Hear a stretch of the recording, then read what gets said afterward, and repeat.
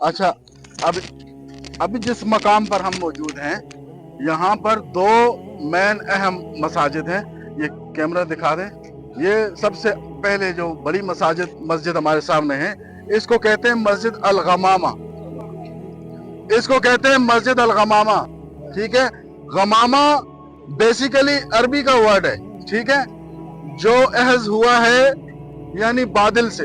عربی میں غمام کہتے ہیں بادل کو اور اس سے ریپرزینٹ کرنے کے لیے اس کو بولا گیا ہے غمامہ. ٹھیک ہے. اب پیچھے چلتے ہیں اس کی ہسٹری کی طرف. تو اس کی ہسٹری یہ ہے کہ نبی کریم صلی اللہ علیہ وآلہ وسلم جب بھی مدینہ شہر کے اندر کوئی بھی اجتماعی عمل کراتے تھے جس میں چاہے عیدین کی نمازیں ہوں. ٹھیک ہے. اور اس طرح استسقاء، نماز استسقاء یعنی بارش کے لیے دعا ہو. ٹھیک ہے. یہ ثابت ہے تاریخ سے کہ نبی کریم صلی اللہ علیہ وآلہ وسلم نے اس جگہ کو اپنا مصلی بنایا تھا. ٹھیک ہے جی شیخ صاحب. یہ واقعہ بڑا مشہور ہے کہ ایک دفعہ مدینہ شہر کے اندر خشک سالی کی وجہ سے بارشوں کا دورانیہ یعنی کہ بہت لمبے عرصے تک بارش نہ ہوئی تو پھر صحابہ کرام کی ایک جماعت نبی کریم صلی اللہ علیہ وسلم کے پاس تشریف لائی. انہوں نے فرمایا یا رسول اللہ، اللہ تعالیٰ کی بارگاہ میں ہمارے لیے دعا عرض کریں کہ تاکہ مدینہ شہر کے اندر بارش ہو اور ہماری فصلیں برباد نہ ہوں.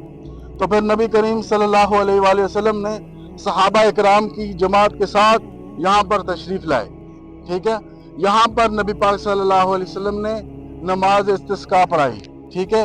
اپنے ہاتھوں کو بلند کیا آسمان کی طرف، دعا شروع کی نبی کریم صلی اللہ علیہ وسلم نے، اور اپنے ہاتھوں کو اس وقت تک نیچے نہیں کیا جب تک اللہ تعالیٰ نے بادلوں کو لا کے برسانا نہیں شروع کر دیا. یہ وہ معجزہ تھا، یہ وہ ہسٹوریکل معجزہ تھا مراصل جو صحابہ اکرام نے اپنی آنکھوں سے لائیو دیکھا ہے. یہ وہ ایمانی منظر تھے جو نبی کریم صلی اللہ علیہ وسلم کے ساتھ صحابہ اکرام نے جو ہے لائیو دیکھے تھے. ٹھیک ہے. اس کے بعد اس جگہ کو جو ہے ایک مصلی کے نام سے مشہور کر دیا، غمامہ، مصلۃ الغمامہ. مصلۃ الغمامہ اس لیے کہ بادل والا مصلی، تاریخ میں بادل والا مصلی بنا دیا اس کو. پھر آہستہ آہستہ کر کے یہاں پر حضرت عمر بن عبدالعزیز کے زمانے میں ایک چھوٹی سی مسجد بنا دی کیونکہ یہاں پر نبی کریم صلی اللہ علیہ وسلم نے نماز پڑھائی اس نسبت سے. پھر اس کے بعد پھر آہستہ آہستہ اس کی توسیع ہونا شروع ہوئی. اور ابھی جو اسٹرکچر آپ کے سامنے موجود ہے یہ ترکوں کے عہد خلافت کے زمانے کی، یعنی کہ یہ ترکوں کی حکومت کی مسجد ہے. جب یہاں پر ترکوں کی حکومت تھی، خلافت عثمانیہ کی حکومت تھی، وہ دیکھا ہوگا آپ نے ڈرامہ عثمان کا اور تغل غازی کا، یہ وہی سلطنت ہے. اس سلطنت نے آگے پھر 600 سال تک حکومت کی ہے. ٹھیک ہے. ایک بہت بڑی ہسٹری رقم کی ہے. اس میں یہ پورا حجاز کا علاقہ، مدینہ کا علاقہ بھی شامل تھا. اس میں یہ مسجدیں بنی ہوئی ہیں. یہ ترک گورنمنٹ کے ہاتھوں کی مسجد بنی ہوئی ہے. 100 سال سے زائد عرصہ ہو چکا ہے اس کو بنے ہوئے اس اسٹرکچر کو. سیم اسی طرح یہ اسٹرکچر بھی حضرت ابوبکر صدیق رضی اللہ کے نام سے منسوب ہے.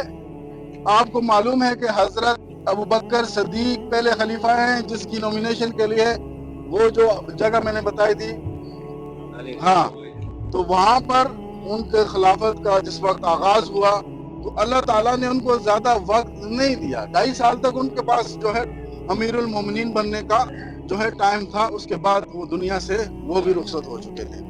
لیکن ان 2.5 سالوں میں بھی انہوں نے امت مسلمہ کو اس جگہ پر عیدین کی نمازیں پڑھائی.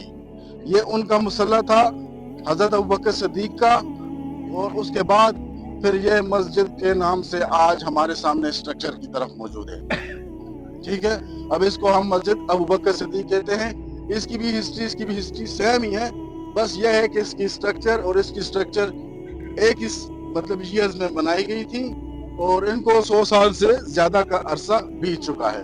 اس کے اندر بھی مرد حضرات نماز پڑھ سکتے ہیں، اس کے اندر بھی پڑھ سکتے ہیں. لیڈیز اس کے اندر جا کے نماز پڑھ سکتی ہیں. ٹھیک ہے.